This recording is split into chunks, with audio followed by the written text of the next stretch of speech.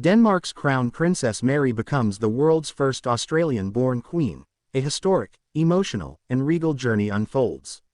In the majestic heart of Europe, under the golden chandeliers of royal palaces and the watchful eyes of an adoring public, a new chapter of modern monarchy has been etched into history, and it all began on the sun-kissed shores of Tasmania. In a tale as compelling as any fairy tale, yet steeped in the deep traditions of the Danish monarchy, Mary Elizabeth Donaldson, a woman born thousands of miles from any throne, has become Her Majesty Queen Mary of Denmark, the first Australian-born queen consort in world history. This is not just a story of royal ascension, it is a powerful narrative of destiny, identity, culture, love, and the transformation of a nation through the grace and strength of one woman.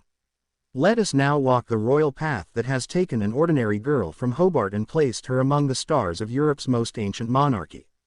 This is the extraordinary story of how Crown Princess Mary created history, and how her legacy is reshaping what it means to be a modern queen. Mary Donaldson was born on February 5, 1972, in Hobart, Tasmania, an island state off Australia's southern coast known more for rugged landscapes than regal ballrooms. Raised by her Scottish-born professor father, John Donaldson, and her mother, Henrietta, Mary's childhood was far from aristocratic, but it was grounded in education, curiosity, and quiet ambition. She attended Taroona High School and later the University of Tasmania, where she graduated with degrees in commerce and law. Far from castles and crowns, her life was filled with lectures, friends, and dreams that never included tiaras. But fate, royal fate, was quietly writing its script. It was during the 2000 Sydney Olympic Games, at the Slip Inn, a casual pub in Darling Harbour, that Mary met Crown Prince Frederik of Denmark. There were no royal trumpets, no protocol officers, just two strangers in a bar. What followed was an unassuming yet magnetic conversation that would change the course of both their lives. At the time, Frederik was on an unofficial visit to Australia. He introduced himself simply as Fred.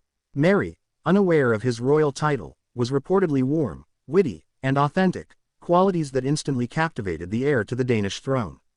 From that serendipitous encounter, a long-distance love story blossomed, nourished by transcontinental visits, private calls, and handwritten letters. In 2003, the world received the announcement: Crown Prince Frederik was engaged to Mary Donaldson. It was a headline that stunned both Denmark and Australia. For the Danes, their future queen was not European, not noble-born, but Australian. For Australians, it was a moment of immense national pride, akin to watching one of their own be cast in a global epic. Mary underwent months of intensive training in Danish language, history, protocol, and etiquette. With grace and diligence, she mastered her new role, showing not only adaptability but a deep respect for Danish culture. On May 14, 2004, under the vaulted ceiling of Copenhagen Cathedral, Mary and Frederik were married in a ceremony that was both deeply traditional and dazzlingly modern. She emerged from the cathedral Crown Princess Mary of Denmark, and the country embraced her with adoration. From her very first day as Crown Princess, Mary made it clear that she was not content with merely wearing a crown. She became fluent in Danish, a feat that won her admiration from even the most skeptical citizens. Her work focused not on glamour but on mental health, domestic violence, anti-bullying, and social inclusion. In 2007, she founded the Mary Foundation, which focuses on improving lives through the power of community, empathy, and practical solutions. Her commitment was real, her empathy was evident, her impact was undeniable. Wherever she went, from small schools to refugee centers, Mary showed the Danish people that she was not just a queen in waiting, but a woman of the people.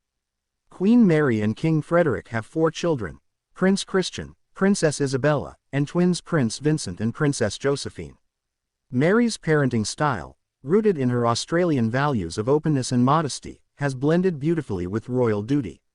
The children are often seen at public events, poised yet joyful, regal yet grounded. Mary's influence on them is unmistakable: compassion, grace, and a sense of service.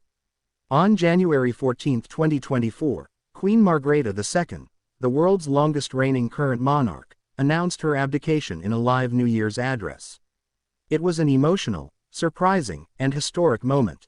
After 52 years on the throne, Queen Margrethe passed the crown to her son, Frederik, and in doing so, elevated Mary from crown princess to Queen of Denmark.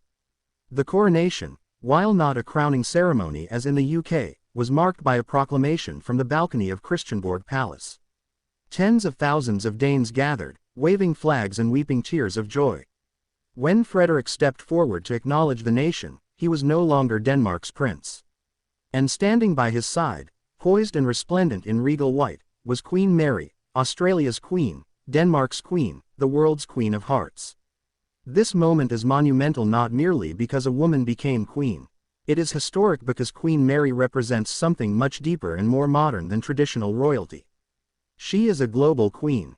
A woman who crossed oceans, cultures, and expectations to become a unifying figure in a divided age. Her ascension marks a shift in monarchy, toward inclusivity, compassion, and relatability.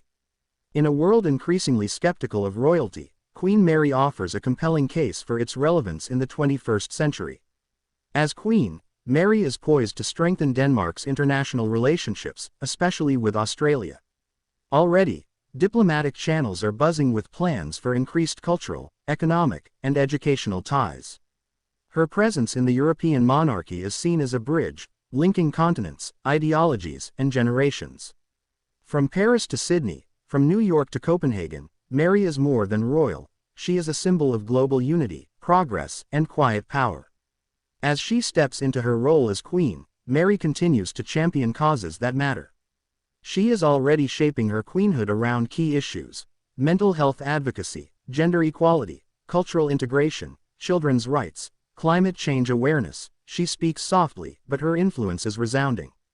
Wherever she goes, crowds follow, not out of obligation, but out of admiration. Her schedule is packed with state visits, patronages, and engagements, but Mary remains, at heart, the woman from Hobart who fell in love with a prince and chose to serve a nation. From royal commentators to ordinary citizens, the reaction has been overwhelming. Australians cheered across the nation.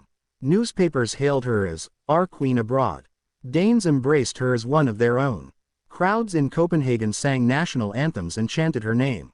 On social media, her name trended globally, topped Twitter in over 20 countries. For many, it was not just about monarchy. It was about possibility. That no matter where you're from, who you are, or what life expects of you, you can rise, serve, and lead with dignity. Legacy in the making. Mary's reign has just begun, but already her legacy is taking shape. She stands as a role model for young girls, a leader in a new age of monarchy, and a bridge between cultures. She is not just Queen of Denmark. She is Queen of the modern age, and as the world watches, her every step writes a new page in the great book of royal history. And now, we ask you, our devoted viewers, what does Queen Mary's reign mean to you? Do you believe she is the future of monarchy as we know it? Let us know in the comments, and don't forget to subscribe, like, and share for more in-depth royal stories from around the globe.